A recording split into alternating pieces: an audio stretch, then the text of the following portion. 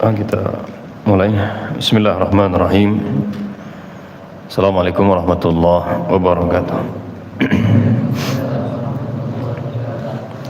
Alhamdulillah wa syukru lillah wa salatu wassalamu ala rasulillah wa ala alihi wa ashabihi wa mawalah wa la hawla wa la quwwata illa billah. Asyhadu an la ilaha illallah wahdahu la syarika lah wa asyhadu anna Muhammadan abduhu wa rasuluhu sallallahu alaihi wa ala alihi wa sahbihi wa man tabi'ahum bi ihsanin ila yaumiddin, amma ba'd. Baik, ayuhal hibbah ikhwani rahimani wa rahimakumullah. Alhamdulillah, kita bersyukur kepada Allah dimudahkan kembali untuk melanjutkan pembahasan qawaid al-usuliyah. Baik ya.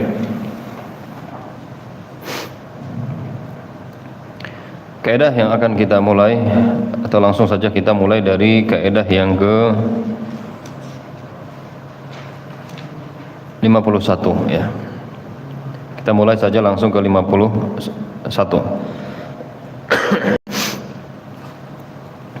Karena faedahnya yang di 50 enggak begitu meluas. Kita langsung saja melihat waktu yang singkat. Kita mulai dari kaidah yang ke-51. Kata penulis rahimahullah atau hafizahullah taala, ma la yatimul ma'muru illa bihi fahuwa ma'mur. Ma la yatimul ma'muru illa bihi fahuwa ma'mur. Segala sesuatu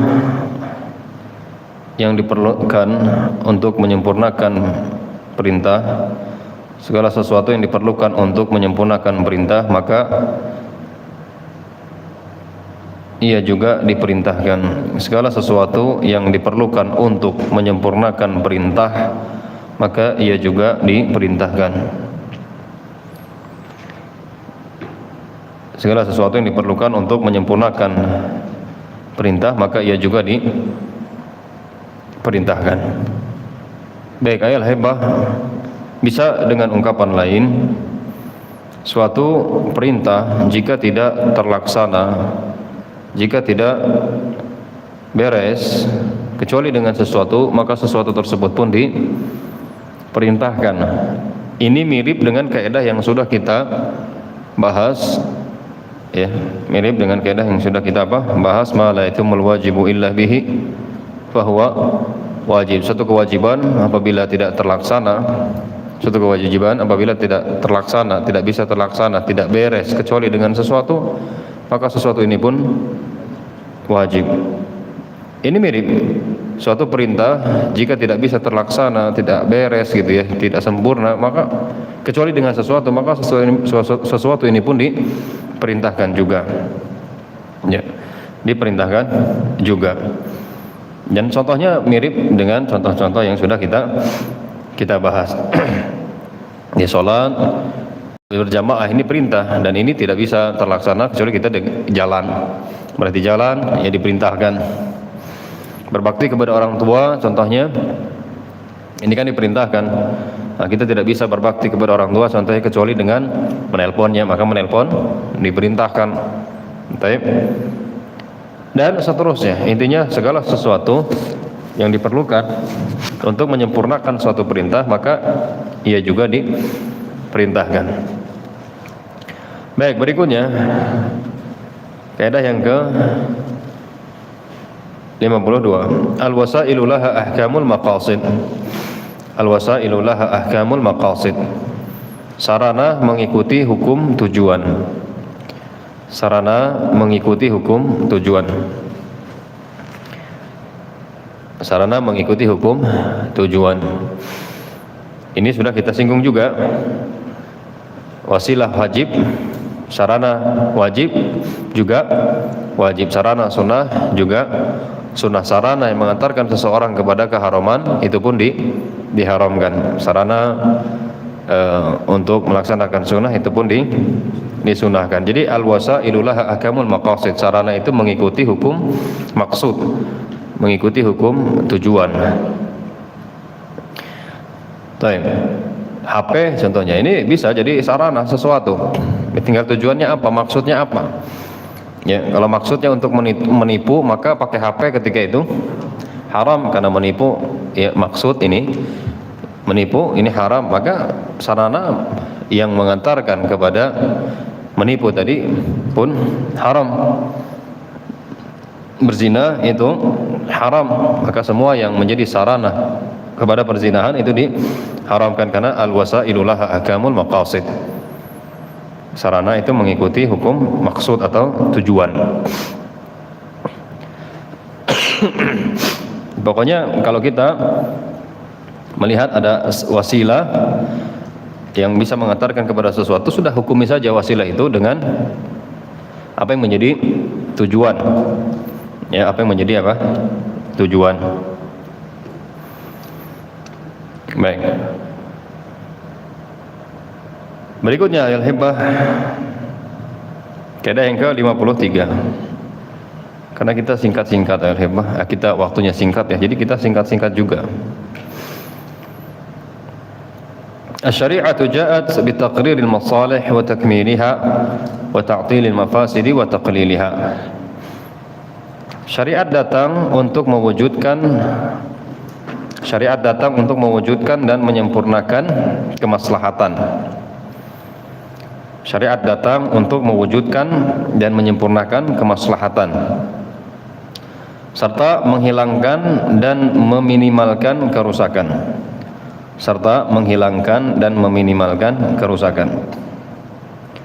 Ana ulangi, syariat datang untuk mewujudkan dan menyempurnakan kemaslahatan, serta menghilangkan dan meminimalkan kerusakan. Agama yang mulia ini subhanallah datang untuk ini, sehingga tidak benar kalau seandainya ada orang ya mengklaim atau menyangka bahwa agama Islam ini memberatkan, agama Islam ini menyempitkan, agama Islam ini maunya buat orang tuh sulit, susah, ribet, jelimet, mubet gitu ya. Ini tidak benar. Justru Islam membawa ya kemaslahatan. Islam datang untuk mewujudkan kemaslahatan, untuk menyempurnakan kemaslahatan. Kemaslahatan maksudnya kebaikan, ya, kebaikan apapun yang bermanfaat untuk manusia. Makanya tidak ada satupun di dalam syariat ini, entah itu perintah atau larangan, melainkan pasti ada maslahat. Ya, tidaklah Allah memerintahkan melainkan pasti ada maslahat, dan tidaklah Allah melarang melainkan pasti ada mafsadat atau kerusakan, mudarat. Ya, kita ketahui langsung atau tidak pasti ada. Ya, pasti apa? Pasti ada. Apapun yang diperintahkan oleh Allah dan Rasulnya pasti ada maslahatnya, pasti untuk mewujudkan kemaslahatan atau menyempurnakan kemaslahatan. Dan ketika melarang, itu pun untuk menghilangkan kemudaratan atau meminimalkan kerusakan. Ini harus ditanamkan di dalam diri kita dan keluarga kita dan seluruh orang-orang yang bisa kita sampaikan gitu ya. Jangan lagi ada yang mengatakan seperti tadi, naudzubillah, ya apa nggak boleh, ini haram, mesti ribet banget ya, susah banget sih jadi orang Islam gitu ya. Enggak ya, enggak. Islam contohnya memerintahkan untuk puasa, ada maslahat. Salat ada maslahat. Tapi melarang minum khamar, jelas ya, melarang khamar, melarang perzinahan, melarang perjudian, melarang riba, melarang apapun. Kenapa? Karena kerusakan di dalam Islam yang menimbulkan mafsadat, mudarat itu dihilangkan di dalam agama Islam. Jadi asy-syari'atu ja'at bi taqriril masalih wa takmiliha wa ta'tilil mafasid wa taqliliha. Baik, kaidah berikutnya masih ada kaitannya dengan kaidah sebelumnya. Idza ta'aradat maslahatan ru'iya a'lahuma bitafwiti adnahuma. apabila dua maslahat bertentangan, apabila dua maslahat bertentangan, maka didahulukan maslahat yang lebih besar.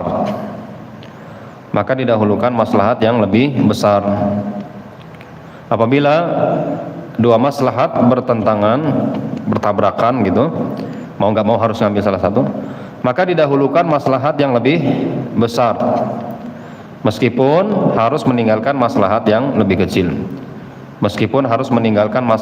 lebih kecil. Baik, ini kaidah atau qawaid dari tadi ya, dari syariah ja'at bitaqrid, dan setelahnya beberapa kaidah setelahnya membahas tentang maslahat dan mafsadat. Ini penting sekali ya hikmah, ya, penting sekali dalam berdakwah, ya, dalam bermuamalah, sangat bermanfaat.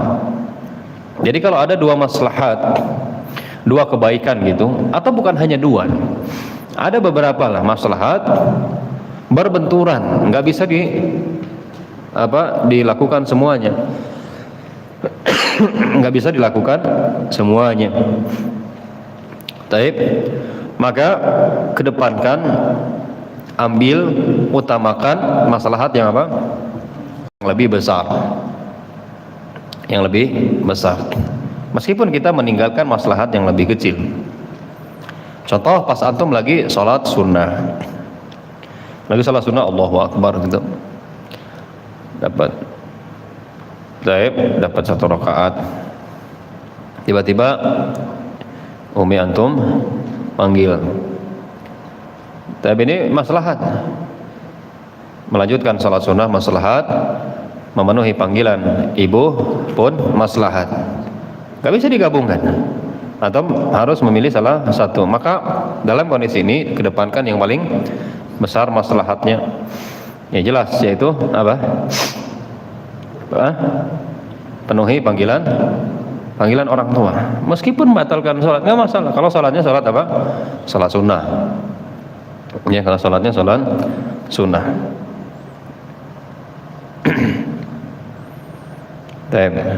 Ini diantara contohnya. Jadi ketika ada beberapa maslahat berbenturan, maka dahulukan yang paling besar. Berdakwah maslahat, ya, berdakwah maslahat. Kemudian berbakti kepada orang tua juga maslahat. Kalau berbenturan, antum punya jadwal, contohnya kajian, kemudian di waktu itu atau di saat, ya, jadwal yang sudah ditetapkan, orang tua antum minta antum pulang, contohnya, maka dahulukan apa? Dahulukan orang tua, ya, dahulukan orang tua. Ini banyak dialami oleh orang, ya, contohnya para penuntut ilmu, mereka pengen mondok, tapi ibunya pengennya dia dekat ibunya. Baik, mondok maslahat, berbakti dengan ibu maslahat. Kalau memang tidak bisa digabungkan, ibu nggak bisa dinego gitu ya, nggak bisa dimintai restu, nggak, pokoknya ibu pengen kamu dekat ibu, maka ya sudah, ya, kalau memang demikian kondisinya, ya sudah, antum atau orang tersebut sudah dekat dengan ibunya, ambil masalah yang lebih besar. Tapi kan ini bisa sebenarnya digabungkan kalau kata anak. Kalau memang memiliki himmah aliyah, semangat yang tinggi, sekalipun dekat orang tua bisa belajar. Zaman sekarang subhanallah mudah belajar di media banyak. YouTube, ya, bisa dimanfaatkan, website para ulama, aplikasi para masyayikh juga bisa. Jadi nggak ada alasan sebetulnya kalau memang punya himmah, ya, aliyah, yaitu semangat yang tinggi. Tapi memang ada perbedaan, ya, ketika sendiri dengan banyakkan ada kawan-kawan, itu memang beda. Tapi alhamdulillah antum kan nggak seperti itu, ya, malah antum mondok nak gitu, ya, Antum apa? Mondok, udah nggak usah mikirin jajan, nanti dikirim. Apa nggak usah mikirin nyari duit, dah nanti dikirim gitu, begitu kan? Ya kan? Antum setiap bulan dikirimkan. Taib. Maka antum usahakan. Kalau antum seperti itu kondisinya, antum bersyukur kepada Allah Subhanahu wa taala, karena banyak anak-anak yang tidak seberuntung antum dan tidak senikmat antum gitu ya. Mereka pengen mondok tapi nggak bisa karena nggak ada biaya atau karena orang tuanya tidak mendukung. Maka antum bersyukur ketika antum mondok, seriuslah. Oleh karena itu apa? Serius. Karena kesempatan untuk mondok itu kadang tidak datang dua kali. Ya, seriuslah, bersemangatlah gitu ya. Dan kalau bisa lanjut. Kalau memang ya belum matang contohnya di satu pondok terus sampai pada akhirnya bisa berdakwah. Jadi intinya al-hibah, apabila ada beberapa maslahat berbenturan maka dahulukan yang lebih besar maslahatnya. Maka dalam hadis, anak kasih contoh yang lain. Dalam hadis seorang istri, dia sebelum anak sampaikan hadisnya, anak contohkan aja lah. Puasa sunnah itu maslahat. Baik. Puasa sunnah itu apa? Maslahat. Bagi ya muslimah lah. Kita contohnya muslim. Memenuhi keinginan suami pun maslahat. Ya. Nah, kalau seandainya ada seorang muslimah dia puasa sunnah, terus suaminya ngajak hubungan, maka bagaimana sikap wanita tersebut yang benar? Lanjutkan puasanya, penuhi keinginan apa? Suami, karena maslahatnya lebih apa? Lebih besar memenuhi keinginan suami, karena lebih utama. Wajib ya, wajib. Sekalipun awalnya ya diizinkan, nah kamu puasa nggak apa-apa. Pas di siang hari suaminya malah ngajak, ya udah batalkan. Baik, jadi itu kaidah yang harus diperhatikan. Berikutnya, idza ta'arada mafsadatan, ini mirip kayak sebelumnya, tinggal dirubah aja dikit. Idza ta'arada mafsadatan ru'iya ashadduhuma birtikabi akhafihima. Idza ta'aradat mafsadatan ru'iya ashadduhuma birtikabi akhafihima. Apabila dua mafsadah bertabrakan gitu, maka dihindari yang lebih besar, dengan melakukan yang lebih ringan. Apabila dua mafsadat bertentangan, maka dihindari yang lebih besar dengan melakukan yang lebih ringan. Ya, jadi intinya al-hibah seperti tadi. Seperti apa? Seperti tadi. Jadi mirip. Kalau ada mafsadat, kali ini mafsadat bukan kebaikan. Kali ini apa? Mafsadah. Jadi berbenturan, mau nggak mau harus mengambil salah satunya. Mau nggak mau, maka ambil yang paling apa? Kecil, yang paling ringan mudaratnya, yang paling ringan mafsadatnya. Dan ingat, ketika kita mengambil mafsadat yang ringan, kita tidak berdosa. Kita tidak apa? Berdosa. Kenapa? Karena Allah yang membolehkan. Anda contohkan waktu di sesi keberapa itu? Baik. Minum khamar mafsadat. Baik. Kalau ada orang yang ini nyangkut, dia makan sesuatu gitu ya, makan gorengan nyangkut.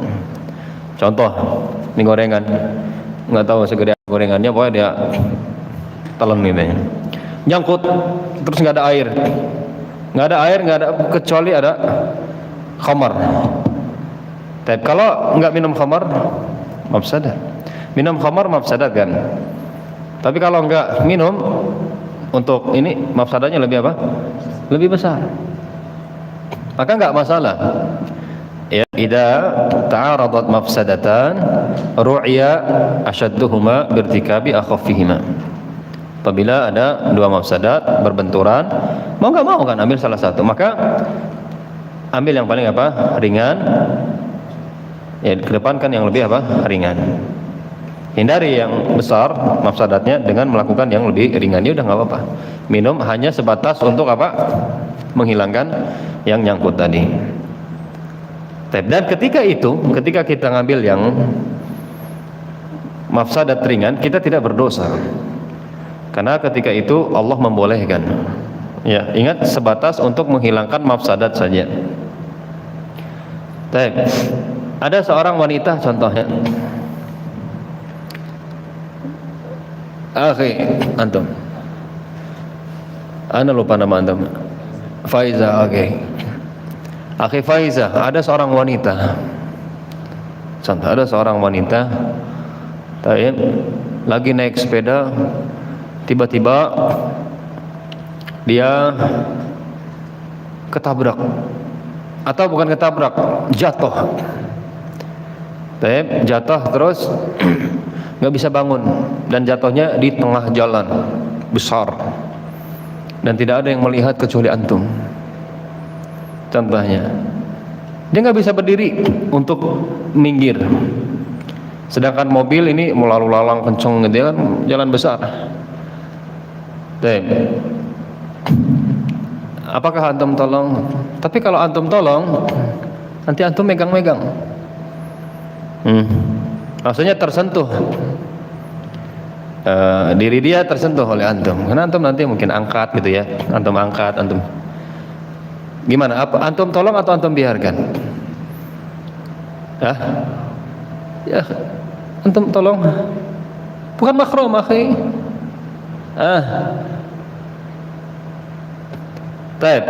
Jadi kalau kita tolong, kan ada mafsadat lah, inilah megang. Kan megang bukan mahram itu mafsadat itu kan. Sesuatu yang bisa mengantarkan kepada keburukan. Itu asalnya. Tapi kalau kita biarkan, mafsadatnya lebih besar, dia bisa ditumbur. Maka ya sudah, nggak masalah ketika itu kita angkat. Dan ingat, ketika kita melakukan itu, kita tidak berdosa. Ya, jadi ini kaidah harus diingat oleh setiap kita. Idza ta'aradat mafsadatan ru'ya ashadduhuma birtikabi akhaffihima. Ya, contoh kemarin juga yang kecebur, ya perempuan kecebur, cuman ada antum. Sama aja seperti ini juga. Baik, ada wanita lagi di atas gedung,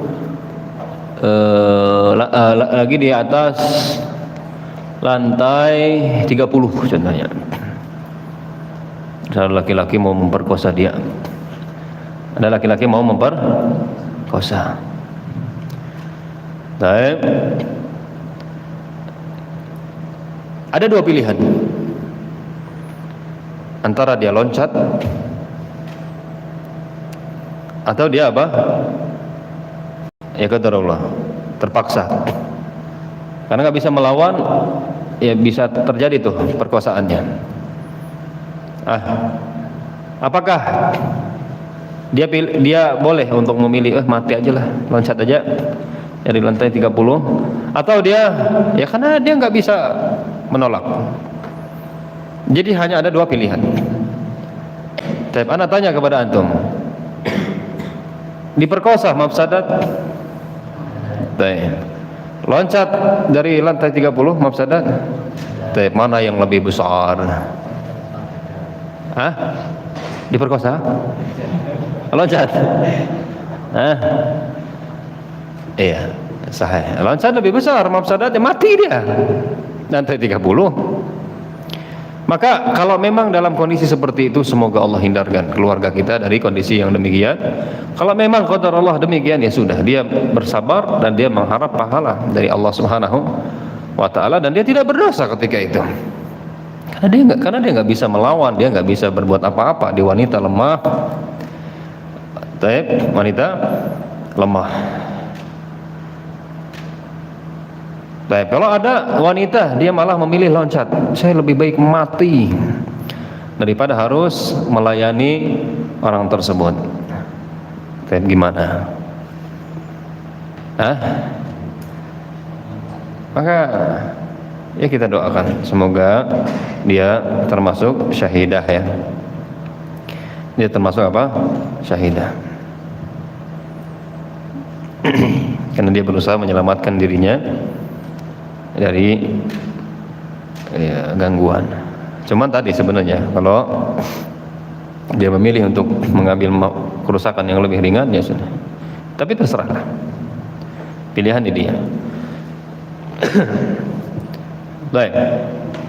Ini mafsadat dan mafsadat ya.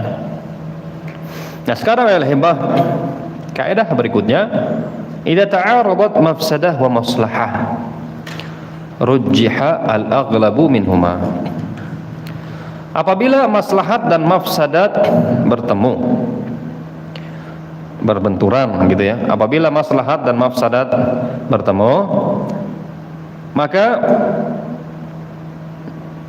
kedepankan yang paling dominan di antara keduanya.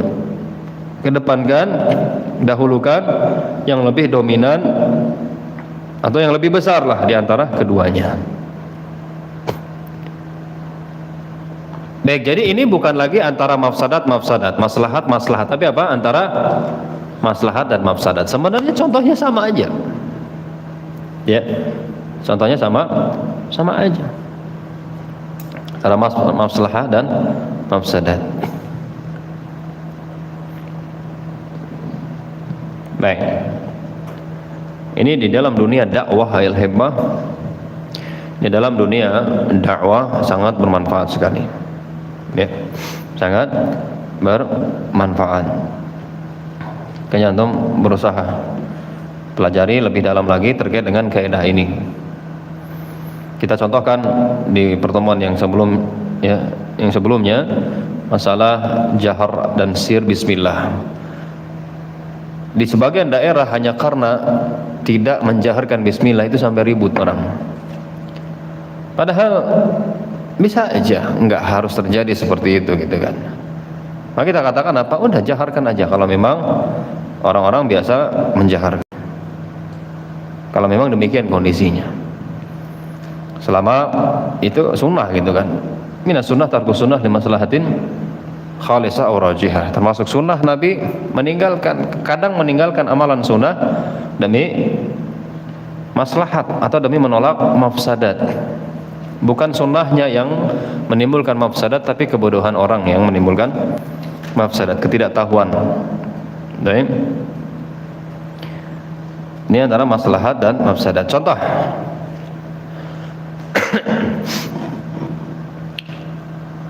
Obat kimia. Obat kimia.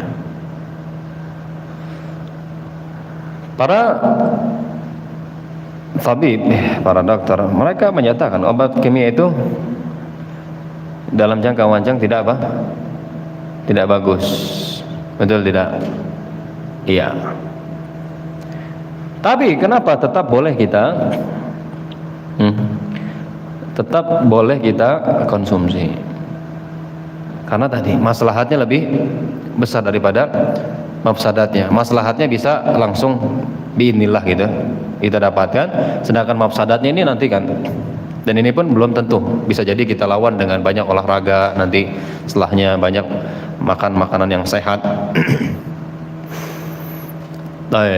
Contoh yang lain, poligami. Poligami. Poligami akhi, mafsadat, ada mafsadatnya? Ada mafsadatnya? Ada. Istri tersakiti. Suami saya nikah lagi. Katanya kan. Dia ditinggalkan untuk beberapa saat. Ya kan? Dan seterusnya. Ada mafsadatnya. Tapi kenapa tetap disyariatkan oleh Allah? Karena maslahatnya lebih besar. Karena maslahatnya lebih besar.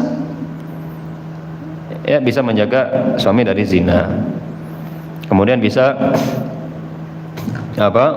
memperbanyak orang-orang yang beribadah kepada Allah. Kemudian membantu wanita yang tidak mendapatkan suami, dan seterusnya, banyak maslahatnya banyak. Oleh karena itu Islam tetap mensyariatkan. Islam tidak memandang mudarat yang ringan tersebut. Demi apa? Maslahat yang lebih besar. Jihad, contoh yang lain, jihad ada mafsadatnya.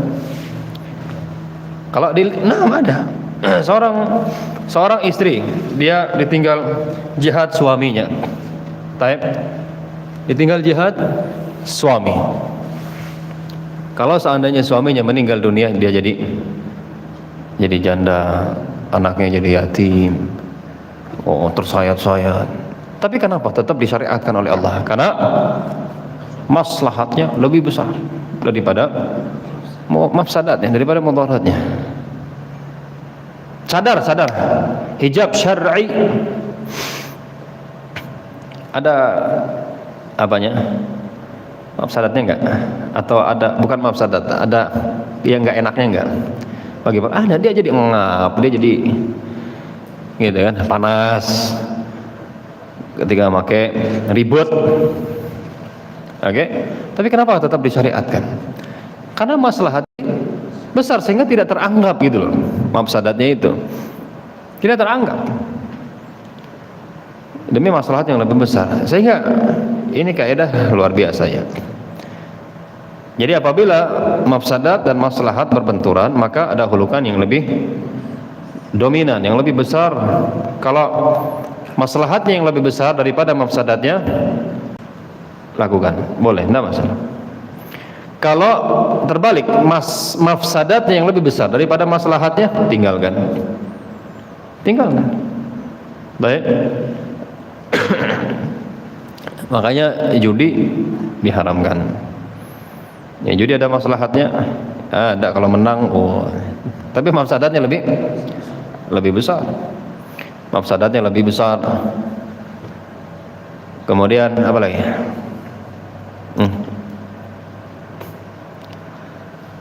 Apa lagi? Judi, minum khamar, ya khamar ya. Ada maslahatnya khamar? Ada, untuk menghangatkan badan, kan gitu kan. Sebagian orang untuk menenangkan pikiran. Menurut sebagian apa? Menurut sebagian orang, kalau minum khamar tenang pikirannya.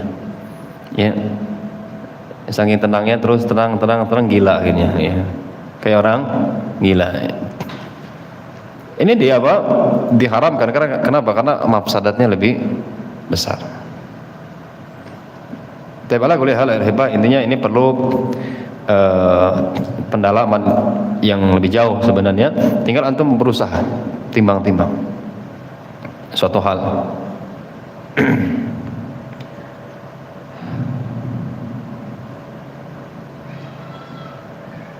Baik. Idza ta'arada mafsadatun wa maslahah rujjiha al-aghlabu minhuma. Baik, kaidah berikutnya.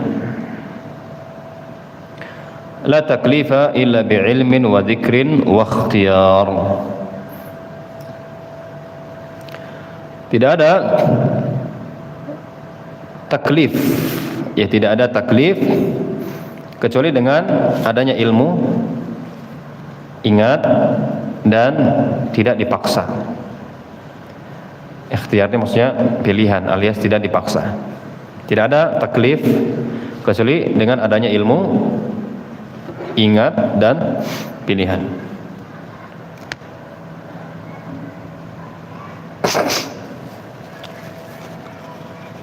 Baik. Jadi ayat hebah kalau ada orang taklif itu pembebanan syariat gitu ya. Pembebanan hukum. Baik.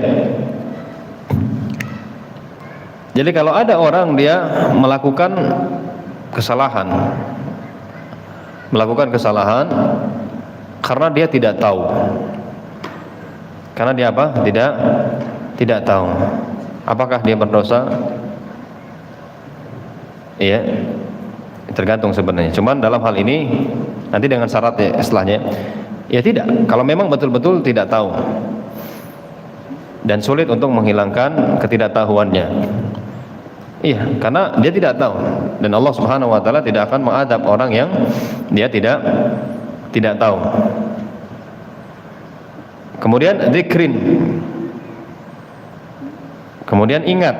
Jadi kalau ada orang lupa, dia lupa melakukan larangan contohnya, maka dia tidak berdosa.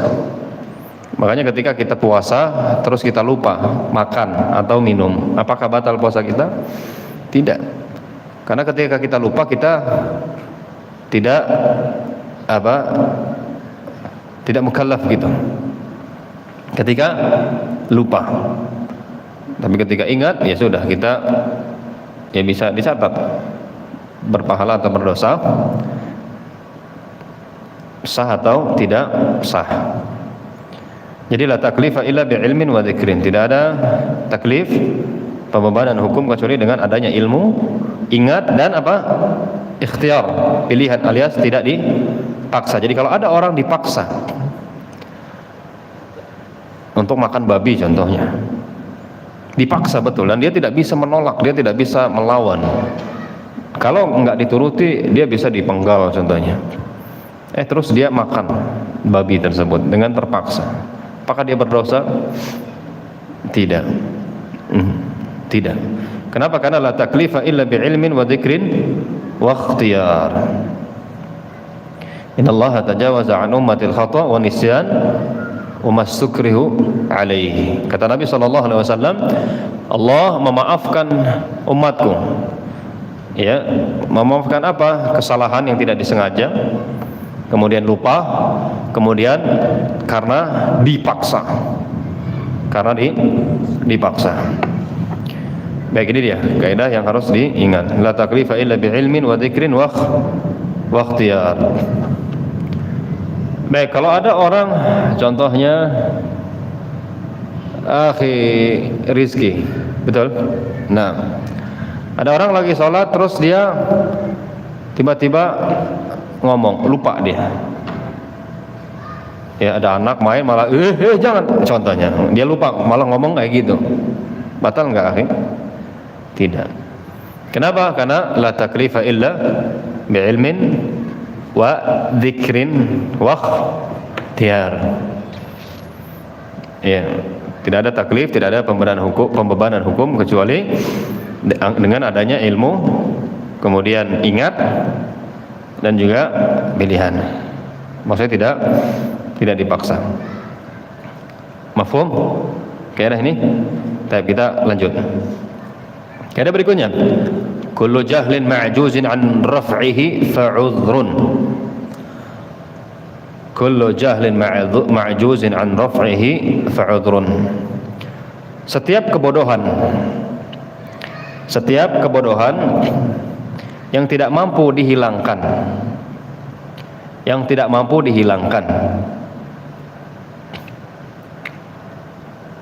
merupakan uzur yang dapat dimaafkan. Setiap kebodohan yang tidak mampu dihilangkan merupakan uzur yang dapat dimaafkan. Ana ulangi, setiap kebodohan yang tidak mampu dihilangkan merupakan uzur yang dapat dimaafkan. Baik, tadi kita sudah bahas bahwa la taklifa illa bi ilmin wa dzikrin wa ikhtiyar. Tidak ada taklif kecuali dengan adanya ilmu, kemudian ingat dan ikhtiar, tanpa adanya paksaan. Nah, jadi kalau ada orang dia melakukan kesalahan karena ketidaktahuan, dia tidak tahu, dia jahil gitu, apakah langsung diterima tidak tahunya? Kaidah yang menjawab. Jadi tidak setiap kebodohan, tidak setiap yang tidak tahu, atau tidak setiap ketidaktahuan itu diterima, akhi. Ya. Ini kaidah untuk memberikan bantahan gitu. Bagi sebagian orang yang mengatakan, kalau gitu saya goblok aja lah. Jadi orang goblok lebih enak. Kenapa? Karena kalau melakukan kesalahan dimaafkan. Goblok, jangan gitu ya. Jangan antum ngomong gitu. Jadi kebodohan, ingat, kebodohan yang diterima itu bukan kebodohan yang model kayak gini. Kebodohan yang diterima itu adalah kebodohan atau ketidaktahuan yang memang orang itu nggak bisa menghilangkannya. Dia ada keinginan untuk menghilangkan kejahilan dari dirinya, kebodohan dari dirinya. Dia udah berjuang berusaha, tapi qadar Allah belum nyampe, contohnya belum sampai. Akhirnya dia pun melakukan kesalahan. Maka orang yang seperti ini yang dimaafkan. Kenapa belum nyampe? Kenapa dia masih tidak tahu? Karena bisa jadi di sekitar atau di tempat dia itu nggak ada ulama, baik, nggak ada ustadz yang lurus manhajnya, sehingga ya dia tetap di atas ketidaktahuannya. Oleh karena itu sampai-sampai para ulama kita di zaman sekarang ini hampir tidak bisa beralasan tidak tahu. Untuk hal-hal yang penting lah, untuk hal-hal yang apa? Yang penting. Kalau hal-hal yang sangat detail, sangat ini hanya ulama tertentu akhirnya. Kenapa hampir tidak bisa diterima di zaman sekarang ketidaktahuan seseorang? Karena mudahnya apa? Sarana. Mudahnya sarana. Kalau antum nggak tahu, antum ustadz ada. Kalau antum melakukan kesalahan ini, contohnya, saya nggak tahu, kok nggak tahu? Antum dekat sama ustadz, ustadz ada. Nggak ada ustadz, alhamdulillah media banyak di media. Tanya, baik, tanya di inbox gitu ya, di DM. Ustadz, saya ingin bertanya, apa hukumnya gini. Jadi kalau seandainya ada orang tetap tidak tahu padahal seperti ini kondisinya, berarti dasar dia yang tidak ingin tahu. Oleh karena itu ini kaidah sangat bagus sekali. Kullu jahlin ma'juzin an raf'ihi fa'udhrun. Setiap kebodohan yang tidak mampu dihilangkan, itulah ya udzur yang dapat dimaafkan. Maksudnya kebodohan inilah yang dimaafkan gitu loh, yang diberi udzur, yang diberi apa? Diberi udzur. Oleh karena itu al-hibah, kita berusaha setiap kita bertindak, setiap kita mau melakukan sesuatu, kita pastikan dulu ini benar enggak. Tanya kepada alim, saya boleh enggak melakukan ini? Saya gitu. Jadi jangan sampai, saya enggak tahu kalau ini nggak benar ternyata. Kenapa nggak tanya dulu? Kenapa langsung melakukan? Ini harus dibiasakan. Makanya aneh zaman sekarang orang yang mereka mengaku Ahlussunnah wal Jamaah, mereka jatuh kepada riba. Udah jatuh kepada riba gitu. Jawabannya apa? Karena mereka terlalu berani langsung mengamalkan tanpa berilmu. Padahal al-ilmu qabla al-amal, al-ilmu qabla al-amal, al-ilmu qabla al-qaul wal amal. Kan begitu. Ya, jadi jangan sampai kita jatuh kepada kesalahan karena alasan ketidaktahuan. Sedangkan ustadznya media atau sarana mudah untuk bertanya, jadi nggak ada tuh begitu.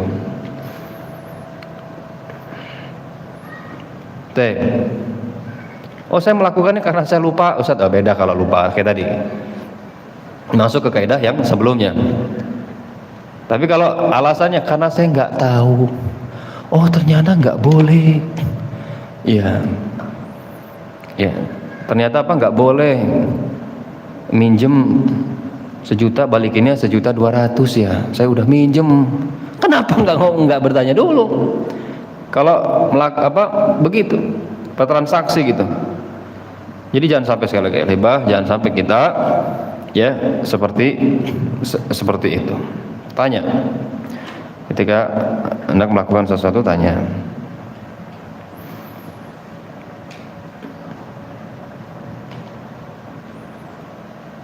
Baik, orang-orang yang mereka nyembah kubur, gimana? Hah? Mereka nyembah kubur terus mati. Terus apa? Terus mati. Gimana? Musyrikun.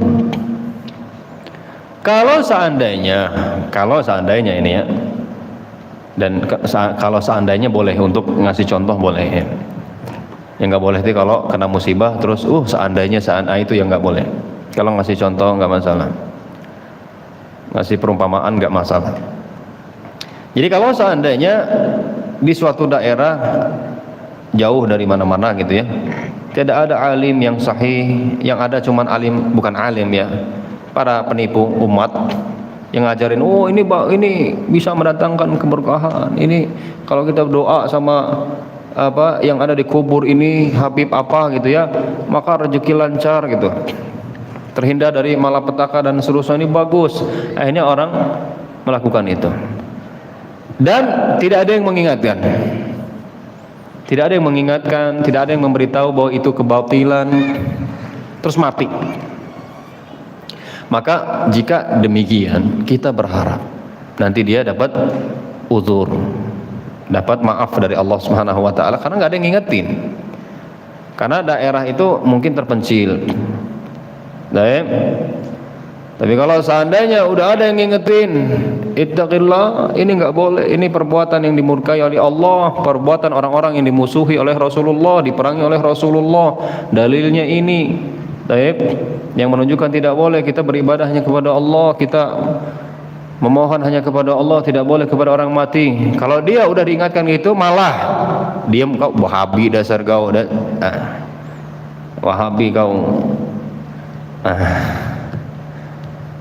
Maka orang kayak gini nggak ada uzur. Anda udah diingatin, dan malah wahaboy katanya.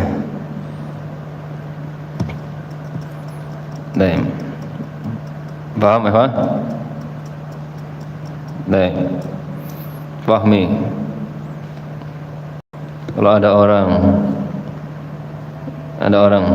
ya di suatu kampung, di suatu kampung di pelosok jauh dari mana-mana, tidak ada alim yang sahih manhajnya, nggak ada alim yang benar akidahnya. Terus ada orang yang nyembah jin, intinya pakai jimat. Dia pakai apa? Pakai jimat, pakai keris. Dia yakini ini bisa menyelamatkan dia, mendatangkan rezeki kepada dia. Dia lakukan itu, terus dia mati. Gimana, akhi?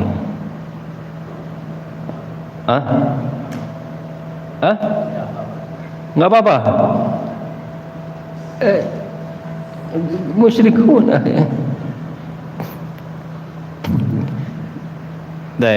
Jika memang tidak ada yang mengingatkan sama sekali, betul-betul nggak ada yang ngingetin dia nggak tahu, dia nggak pernah ya dapat nasihat, padahal dia udah berusaha gitu ya jadi orang yang ya nyari kebaikan, terus kayak gitu. Nah, semoga kita berharap dia di akhirat dapat uzur. Tapi di dunia ya kita muamalah seperti muamalah dengan orang musyrikun, mati ya udah nggak kita urus, nggak kita urus. Baik, kalau udah diingetin udah diingetin, tapi dia malah udah Wahabi kau, gak usah banyak ngomong kah, ya haram-haram aja kau kerjaannya gitu. Jadi gimana dapat uzur nggak kira-kira? Nggak dapat ya. Saya. Nah. Jadi kalau jahlin ma'juzin an raf'ihi fa uzur. Jadi kebodohan, ketidaktahuan yang dapat uzur, yang dimaafkan adalah yang tidak mampu dihilangkan, yang sulit dihilangkan padahal sudah berusaha mencari tahu. Oke, berikutnya. Al-kuffar yang ke-59 ya. Al-kuffar mukhatabuna bi furu' syariah. Orang kafir juga dibebani hukum cabang syariat. Orang-orang kafir juga dibebani dengan hukum-hukum cabang syariat. Anu ulangi, orang-orang kafir juga dibebani dengan hukum-hukum cabang syariat. Ya, akhi, ada usul, ada furu'. Taib. Usul tu ya akidah, beriman, bertauhid, ini usul. Furu' salat, puasa, zakat. Ini. Taib, furu' syariah. Berbakti kepada orang tua, kemudian jauhi riba, jauhi zina, tinggalkan minum khamar. Nah, ini furu'. Baik. Nah, ada khilaf di kalangan para ulama, apakah orang-orang kafir ketika masuk waktu sholat mereka pun terkena kewajiban sholat? Ketika masuk bulan Ramadan mereka pun terkena kewajiban untuk puasa Ramadan. Bagi wanitanya ya juga terkena kewajiban untuk menutup aurat. Ada khilaf di kalangan para ulama, namun yang sahih, na'am, mereka pun terkena kewajiban-kewajiban tersebut. Tapi kalau mereka lakukan dalam keadaan mereka masih kafir, tidak diterima dari mereka, tidak sah. Tidak apa? Tidak sah. Dalilnya al-hibah, Allah Subhanahu wa taala berkata kepada orang-orang kafir ketika mereka masuk ke dalam neraka, "Ma salakakum fi saqar?" Apa kata mereka? Ini kepada orang kafir lah. Qalu lam nakun minal musallin. Lihat. Kalau enggak, kenapa kalian masuk ke dalam neraka Saqar? Mereka sebutkan alasan-alasannya. Kenapa mereka dimasukkan ke dalam? Qalu lam nakun minal musallin. Kami tidak termasuk yang salat loh. Kan dia kafir. Dia katakan, kami enggak termasuk orang yang salat. Kemudian walam nakun nut'imul miskin, kami enggak termasuk orang yang ngasih makan orang miskin gitu ya, maksudnya ngeluarin zakat. Kemudian apa? Wa nakhudu ma'al khaidin, kami ghibah, namimah gitu. Kemudian wa kunna, mereka katakan kami mendustakan hari akhir. Mereka kafir terhadap hari akhir. Jadi mereka lihat, mereka diazab, disiksa karena kekufuran mereka, dan mereka disiksa karena mereka enggak sholat, mereka enggak zakat, mereka enggak mereka ghibah dan seterusnya. Menunjukkan bahwa mereka juga terkena kewajiban. Baik, cuman itu tadi, kalau mereka lakukan dalam keadaan mereka kafir, mereka tidak diterima amalan mereka. Jadi ya sebenarnya ulama mengatakan kufur itu mirip-mirip dengan junub. Ini gambarannya. Maksudnya gini, ketika ada orang junub janabah, terus masuk waktu sholat subuh, dia terkena kewajiban nggak untuk melaksanakan sholat subuh? Orang junub ini. Nah, tapi kalau dia sholat dalam keadaan junub sah tidak? Tidak. Kenapa? Karena dia belum taharah, belum melaksanakan syarat sah sholat, yaitu taharah. Nah gitu juga orang kafir ketika masuk waktu sholat dia terkena kewajiban juga. Tapi kalau mereka sholat dalam keadaan kafir, mereka nggak diterima. Mereka harus Islam dulu. Paham tuh? Nah, jadi intinya al-hibah ini jawaban bagi pertanyaan apakah mereka orang-orang kafir juga mukhatabun bi furu' syariah? Jawabannya na'am. Ya.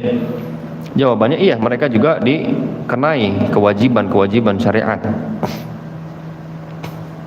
Kasihan kasihan orang-orang kafir itu, wallah. Mereka kalau mati di atas kekafiran, kesyirikan,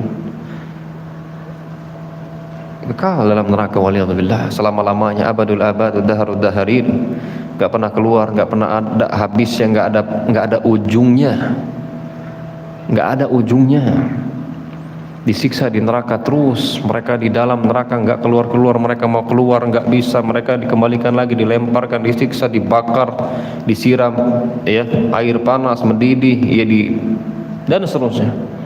Sampai kapan? Nggak ada ujungnya, nggak ada akhirnya. Abadul abad wa daharud dahari, selama lamanya. Waliyadzubillah. Makanya jaga akidah, jaga tauhid ya. Dakwahi orang tua, jangan sampai melakukan kesyirikan.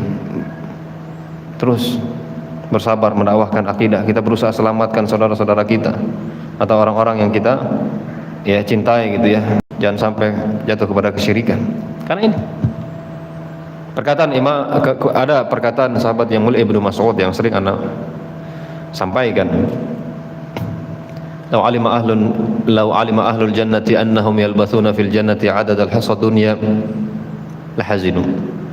Walau alima ahlun nari annahum yalbathuna fin nar adad al-hasa dunya lafarihu.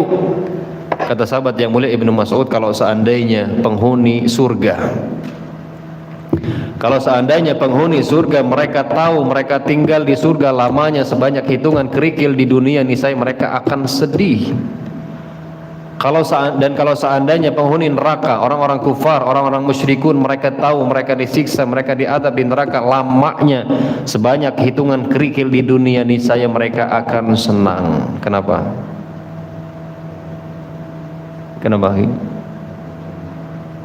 Karena sebanyak apapun kerikil di dunia, bukan di Masjid Aqiyuji aja, di dunia dihitung satu-satu, masih ada apa? Akhirnya ada ujungnya. Tapi itu tidak. Allah sudah menetapkan yang mati kafir kekal dalam neraka. Waliyadzubillah. Anda bisa bayangkan gimana coba, enggak ada habisnya, enggak ada akhirnya, enggak ada ujungnya, disiksa, diazab di neraka. Na'udzubillah. Inilah sebabnya kenapa kita terus berusaha berjuang ya, belajar akidah dan berusaha mendakwahkannya, karena kita ingin selamat. Baik, berikutnya yang hebat, al-Islamu syartus sihah la wujub. Ini masih ada kaitannya dengan kaidah sebelumnya. Islam adalah syarat sah, bukan syarat wajib. Islam adalah syarat sah, bukan syarat wajib.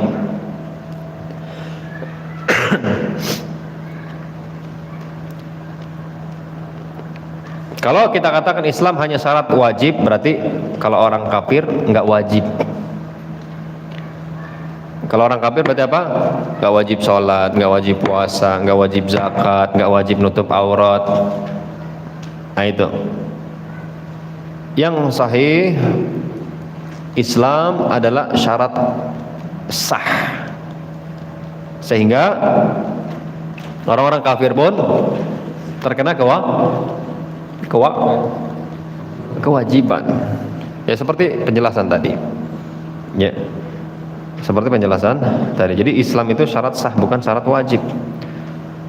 Kalau Islam adalah syarat wajib saja, syarat wajib gitu, ya berarti mereka nggak wajib. Enak kali mereka, ya nggak enak sebenarnya. Baik, ya mereka pun terkena kewajiban. Dalilnya tadi diantaranya, mereka disiksa juga, diazab juga gara-gara nggak sholat. Menunjukkan wajib juga mereka melaksanakan sholat. Cuman kalau mengerjakan tidak sah kalau masih kafir. Baik, berikutnya, al-aqlu syartun li sihhatil asya' wa wujubiha. Akal adalah syarat sah. Akal adalah syarat sah dan syarat wajib. Akal adalah syarat sah dan syarat wajib bagi apa? Bagi asya. Ya, asya di sini ya bisa kita terjemahkan amalan gitu ya. Segala amalan bisa.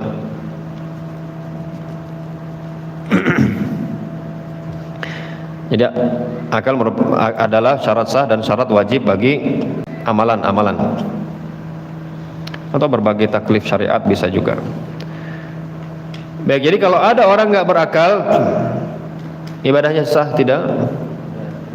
Tidak sah. Orang yang tidak berakal wajib tidak sholat? Tidak wajib. Berarti kalau ada orang nggak sholat, jangan-jangan dia tidak berakal ya. Akalnya bermasalah. Jadi akal adalah syarat sah ibadah dan juga syarat wajib. Jadi kalau ada orang gila, ya, ada orang gila melakukan atau meninggalkan kewajiban, ya nggak ada dosa bagi dia. Ya, nggak ada apa? Nggak ada dosa bagi dia. Dan kalau dia melakukan juga nggak sah. Kalaupun orang gila melakukan ibadah gitu, maka tidak sah karena ya sudah terangkat catatan pena ya dari dirinya. Ini orang gila nggak sah dah, akadnya nggak sah, ya, kemudian jual belinya nggak sah. Yang melakukan transaksi itu adalah walinya.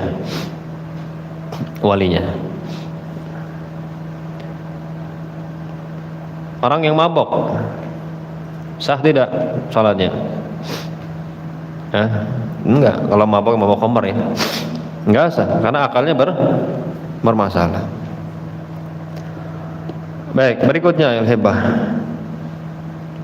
Ini ada kesalahan ya, Anda perhatikan. Yang ke-62 ya. At-tamyizu syartun, kalau di sini at-tamyizu syartun li wujubil asya' wa sihhatiha illa fi nusukain. Yang sahih adalah al-hibah, tamyiz adalah syarat sah. Ya, tamyiz adalah syarat sah ibadah. Tamyiz adalah syarat sah ibadah, kecuali di haji dan umrah. Jadi tamyiz bukan syarat wajib. Ini kurang tepat ayat hibah ya, ada kesalahan. Tamyiz adalah syarat sah ibadah. Tamyiz adalah syarat sah ibadah. Kalau balik baru syarat wajib. Ya, balik baru syarat apa? Syarat wajib nanti ada balik di bawahnya. Baik, jadi gini, kapan anak ibadahnya teranggap? Kapan anak-anak ibadahnya dianggap sah? Jawabannya manakala dia sudah tamyiz. Manakala dia sudah tamyiz. Kalau seandainya dia belum tamyiz, maka belum teranggap. Kapan anak dikatakan sudah tamyiz? Jawabannya ketika dia sudah berumur 7 tahun. Ini yang sahih. Ini yang sahih. Jadi tamyiz adalah anak yang berumur 7 tahun. Makanya Nabi SAW di dalam hadis bersabda, muru auladakum bis-shalah wa hum abna'u 7 sinin wadribuhum 'alaiha wa hum abna'u 10 sinin. Perintahkanlah anak kalian untuk sholat ketika mereka berumur 7 tahun, dan pukullah mereka dengan pukulan sayang tentunya ketika mereka enggan sholat padahal mereka sudah berumur 10 tahun. Lihat, Nabi di sini menetapkan suruh anak sholat ketika mereka berumur 7 tahun, menunjukkan bahwa umur tersebut ibadahnya sudah teranggap, sudah sah.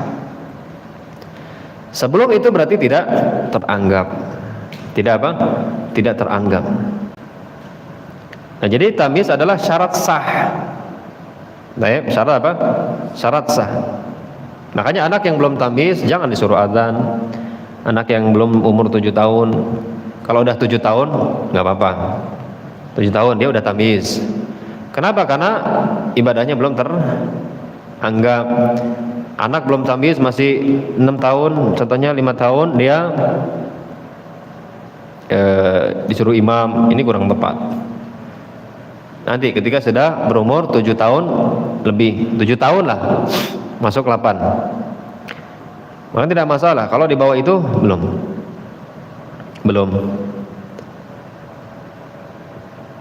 Ini menurut pendapat yang sahih, wallahu taala alam bissawab. berdasarkan hadis ini. Tapi tadi ada perkataan illa finusukain, kecuali di haji dan umroh. Maksudnya kalau haji dan umroh meskipun belum tamyiz sah. Meskipun belum tamyiz apa? Sah, karena ada hadis yang menunjukkan hal tersebut. Jadi ada ya suatu ketika seorang wanita gitu ya, dia mengangkat anaknya, ya Rasulullah, anak yang masih kecil. Ya Rasulullah, alihada haji, ya Rasulullah, apakah ya anak ini bisa haji gitu ya? Apa kata Rasulullah? Na'am, iya, walaki ajar, dan bagimu pahala. Jadi sudah bisa untuk haji, padahal belum tamyiz. Jadi untuk haji dan umroh meskipun masih kecil, belum tamyiz, masih 2 tahun 3 tahun, bisa, boleh, sah. Adapun selain itu maka tidak.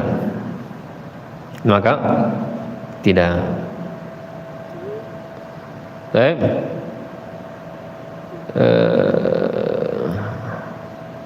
Antum akhi.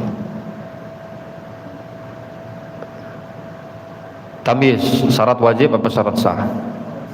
Syarat sah. Syarat sah. Berikutnya. Kullu ibadatin antum gantian deh baca. Siapa? Akhi Faris. Sah? Ayo Faris. Nah. Baca akhi. Kullu aywa fayustahabbu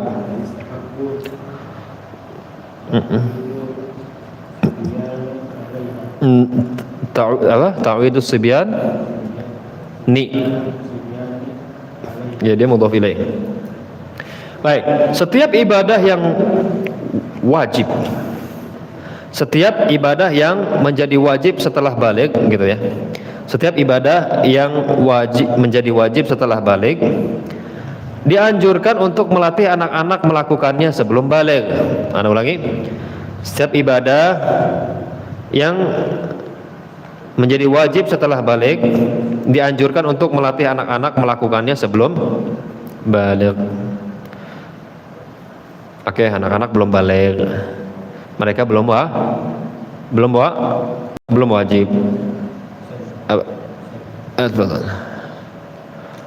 Mereka belum wajib, tapi tetap meskipun belum wajib mereka dilatih. Contoh sholat belum wajib kan, ketika mereka belum balik, maka apa? Dilatih. Rakisu. Fokus. Contoh lain, hijab bagi perempuan, anak-anak. Ya sudah tamyiz lah, dilatihnya sudah apa? Tamyiz.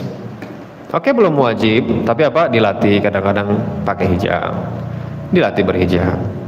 Intinya setiap ibadah yang menjadi wajib setelah balik dianjurkan untuk melatih anak-anak melakukannya sebelum balik.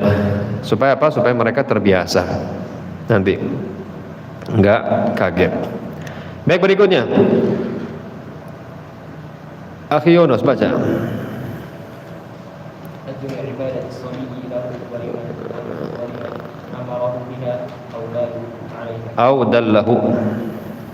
Audallahu alaiha. Pahala ibadah anak kecil untuk dia dan juga untuk orang yang memerintahkannya atau membimbingnya. Pahala ibadah anak kecil untuk dia dan untuk orang yang memerintahkannya atau membimbingnya. Oke, kita katakan tadi anak kecil, dia belum balik, ya kan?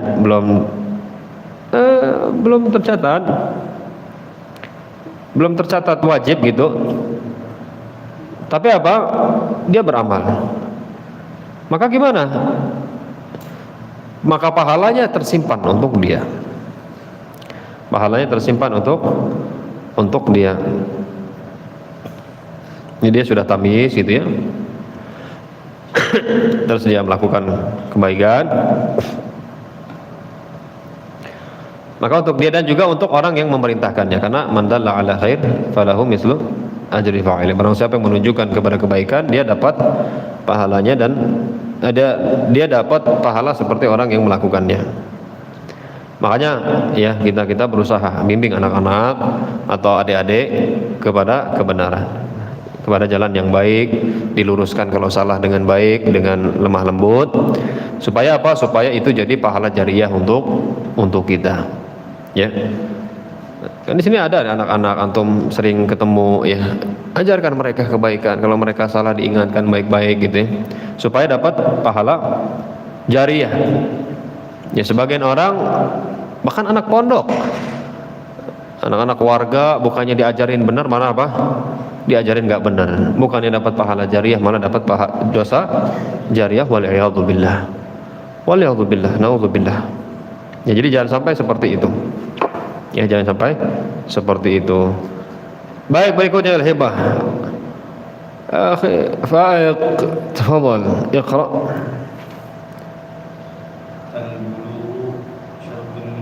Syartu wujub. Wujubin. Naam. Al-bulughu syartu wujubin la sihah. Balik adalah syarat wajib, bukan syarat sah. Balik adalah syarat wajib, bukan syarat sah. Kalau kita katakan balik adalah syarat sah, berarti anak yang belum tamyiz melakukan ibadah tidak sah. Ini tidak benar. Seperti yang kita sampaikan tadi, ya sah kalau sudah tamyiz. Jadi balik itu adalah syarat wajib. Jadi kapan anak wajib? Kapan anak terkena kewajiban? Manakala dia balik. Jadi balik adalah syarat wajib, bukan syarat sah. Kalau kita katakan balik adalah syarat sah, berarti anak yang belum balik tidak sah. Ya, enggak benar. Nadir, tamyiz syarat apa? Syarat sah. Balik syarat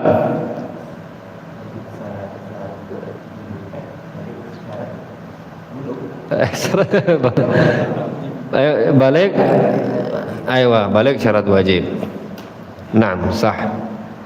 Jadi balik adalah syarat wajib, bukan syarat sah.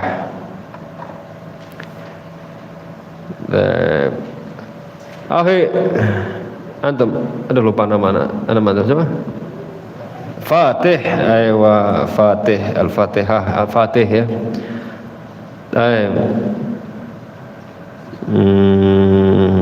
Al-bulugh syartu wujub la sihah.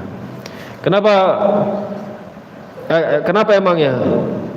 Di sini katakan balik adalah syarat wajib. Berarti kalau dia dikatakan syarat wajib, berarti gimana? Paham nggak pertanyaannya?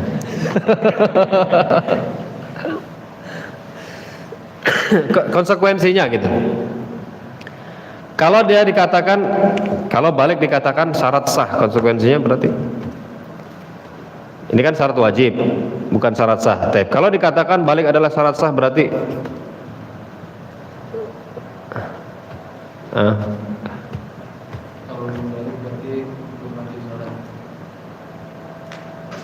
enggak sah. Kalau dikatakan ya balik adalah syarat sah, berarti yang belum balik tidak sah. Padahal ya sah kalau benar ya. Kalau dia sudah tamyiz dan benar ibadahnya.